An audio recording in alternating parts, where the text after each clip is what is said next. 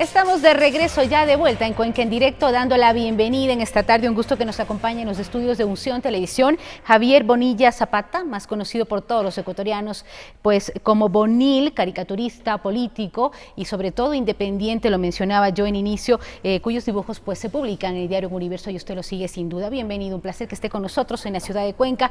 Nos trae novedades. Yo tengo aquí a mi lado, miren, este libro que fue lanzado en el mes pasado, que es Prohibido Olvidar. No nos sale bien porque que no estamos adiestrados. Con todo el ritmo. Vamos a conversar de esto, pero yo antes le invito, en realidad, Bonil, a hacer una pequeña lectura de lo que está sucediendo en nuestro país en los últimos días y le pregunto, yo decía, quiero aprovechar su presencia acá porque justamente usted fue directamente afectado por el gobierno de Rafael Correa, hablando de independencia, obviamente de libertad de prensa, de libertad de expresión. ¿Esto ha cambiado en los últimos 6-7 meses? Bienvenido. Gracias, Karina, encantado de estar aquí. Ciertamente yo fui quizás el primero con el que se inauguró la ley de comunicación y su capacidad sancionadora. Si no el primero, quizás fue, digamos, el caso más llamativo. Era la primera vez que se sancionaba a un caricaturista, ¿no? Porque realmente al periodismo en general, ya previo a la ley de comunicación, ya se habían producido... Existía mucha restricción. Claro. Sí, ¿no? De hecho, en mi caso, cuando era binomio presidencial, Correa con Glass, en esas elecciones, ya ordenaron al periódico que se disculpara, que se ponga de rodillas y se disculpara por un dibujo mío. No había ley de comunicación, pero igual obligaron a que publicara una disculpa. Con la particularidad de que enviaron ellos mismos redactada la disculpa, ¿no? Era una caricatura que hablaba sobre los plagios de la tesis de Glass, de los hermanos Alvarado, el título de Pedro Delgado, ¿no? Entonces el otro decía, y el presidente que se inventó otro plagio, el 30S. Esto fue en el 2014. Esto fue, claro, 2013. En el 2013-2014.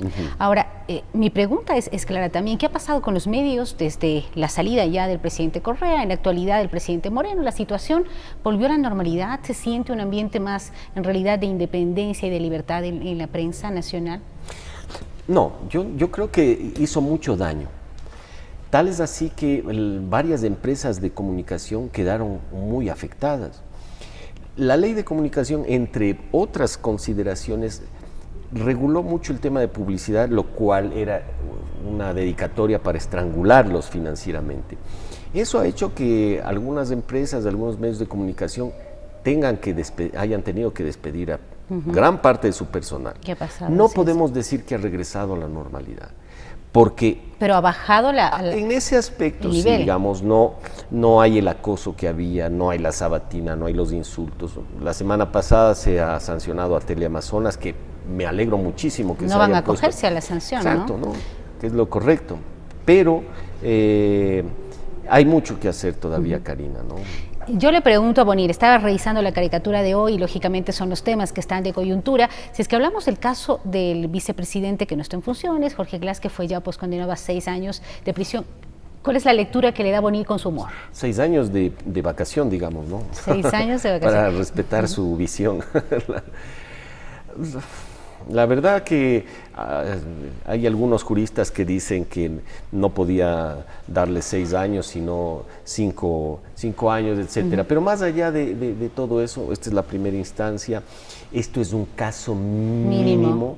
Es ni siquiera, y dentro del caso mínimo, es de lo de Odebrecht es apenas una migaja. De aquí tendrá que destaparse nuevamente esta olla de grillos. O sea, si es que en el caso de Odebrecht sucedió lo que hemos visto, yo me pregunto, Karina, ¿qué habrá sido en el manejo de la deuda externa, en el manejo petrolero, en el cambio de la matriz energética? Toda la contratación pública, que ha sido enorme, me pregunto si acaso no se habrá producido el mismo modus operandi. Muy probablemente sí. Y tendrá que ser también. Claro, y entonces nosotros nos estamos conformando con esta migaja que nos lanzan, ¿no? Que claro, está bien. Que bueno, hay muchos más delitos que se imputan y que habrán que también ser analizados. Estamos revisando ahí una de las caricaturas que creo que es la de hoy justamente. Sí. Es la que acabamos de ver este rato en pantalla y obviamente significa en parte lo que está pasando, ¿no? Con la denuncia que hubo de César Montúfar en inicio. César, para este ciudadano, César Montúfar, mi aplauso, y creo que muchos ciudadanos lo hemos visto en las redes sociales, la admiración que ha generado, porque fíjate que sin partido político, sin inmunidad parlamentaria, él de a pie, solito, sin el apoyo más que de pocas gentes, se animó, se atrevió a hacer una acusación particular, Fue valiente. porque la fiscalía no hacía nada. Definitivamente de una gran valentía, y creo que todos le debemos mucho, y ese ejemplo quizás deberíamos seguirlo.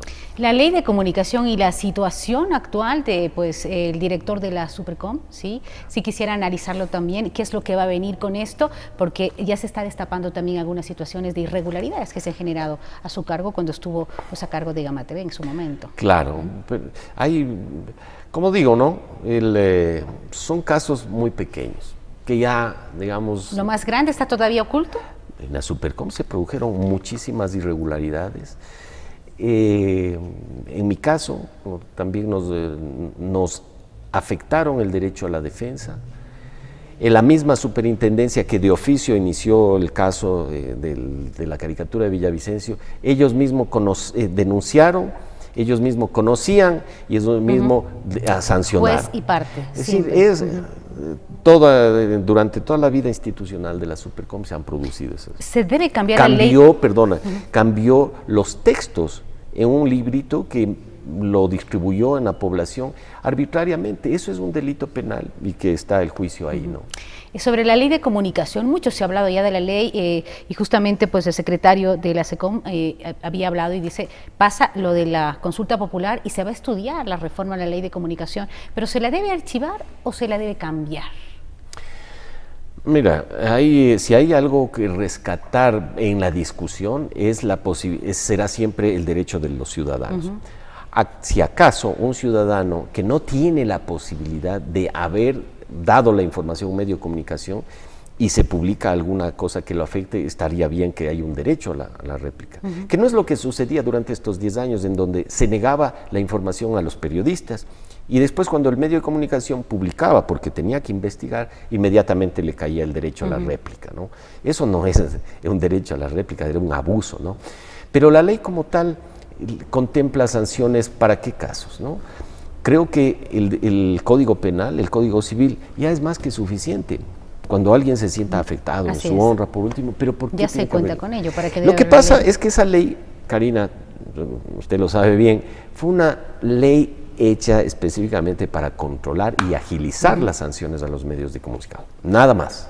Pero los medios, obviamente, independientes. La gran mayoría de los procesos iniciados y de las denuncias ante la Supercom no era de ciudadanos, era de funcionarios. Entonces fue una ley hecha para proteger a los funcionarios, no a los ciudadanos. Bueno, ahora yo quisiera pues tomarme el tiempo necesario para presentarles este libro, sí, que fue, como les decíamos, lanzado ya en la ciudad de Quito, un nuevo libro, Prohibido Olvidar. Y bueno, esta es una frase que hizo famoso también el expresidente Correa, pero ahora se lo aplica en otro sentido. ¿Qué es lo que nos trae este libro, Boni?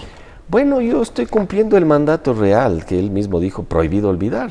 Entonces yo he tratado de no olvidar y recogí algunas caricaturas, hay alrededor de 180, ¿no? de estos 10 años, y porque Rafael Correa ha sido un individuo que quiso pasar a la historia, que me parece legítima aspiración.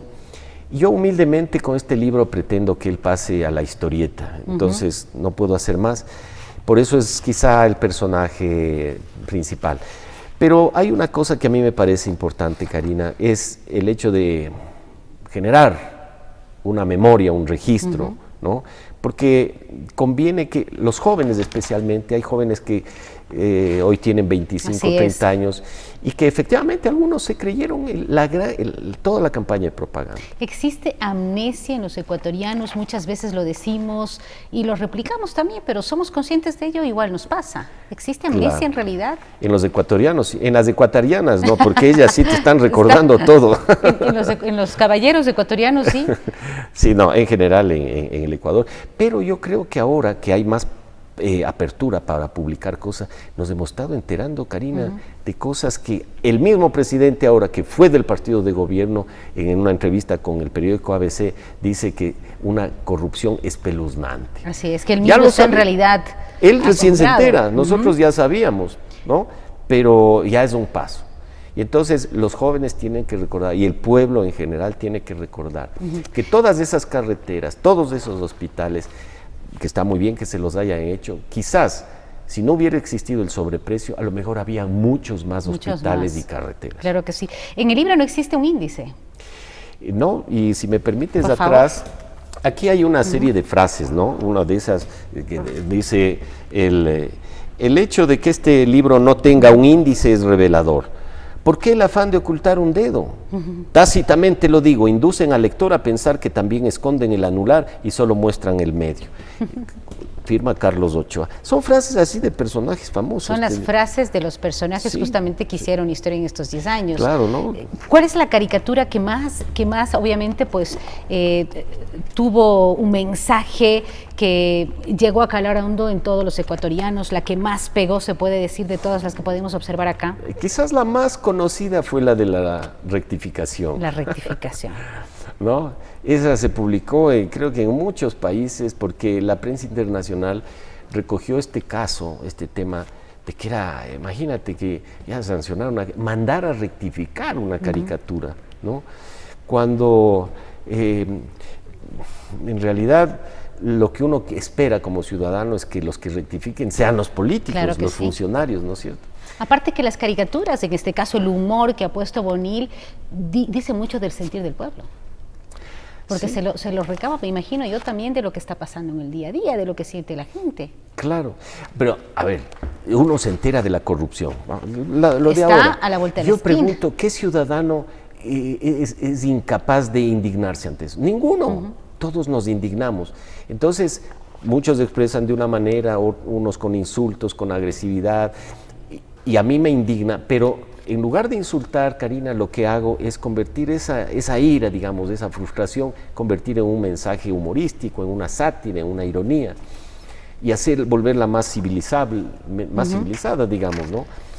No, una cosa curiosa que te iba a comentar, ¿no? Porque no es el primer presidente, hay jóvenes que piensan que yo ahora dibujé estos 10 años con dedicatoria, dibujo 32 años, ¿no? Y ha habido presidentes que se molestaban con mis dibujos, por ejemplo, Lucio Gutiérrez, me acuerdo que lo hacía con la nariz larga, ¿no? Y es curioso porque uno, lo usual es que en mi caso, fue el primer caso en que mandé a rectificar un presidente, porque luego la presidencia, acuérdate que se cortó la nariz.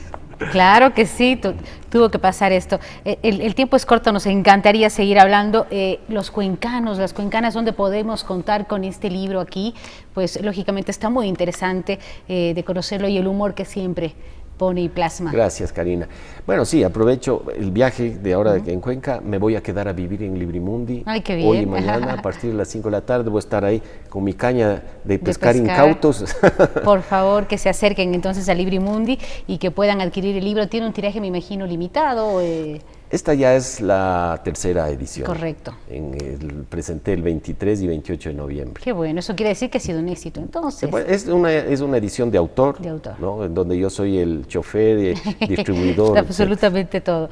Qué bueno, le deseamos mucho éxito, y nada más para cerrar esta entrevista, ¿alguien va a callar el humor de Bonil? Creo que ni el mío ni el de nadie, ¿no? Y espero que los años viejos en Quito vuelvan a florecer con esa picardía y esa sátira política que había antes y que durante mucho tiempo estuvo acallada, ¿no? Claro que sí, muchísimas gracias por acompañarnos, y pues tendremos la oportunidad también siempre de brindar en nuestro espacio para poder seguir dialogando de lo que pasa. Esta es la parte política, pero se la ve con humor y con certeza, y como bien lo ha dicho Bonil, también con esa libertad que todos los periodistas, comunicadores necesitamos en nuestro Ecuador. Vamos a venir tras la pausa, venimos en breve con más de Cuenca en Directo.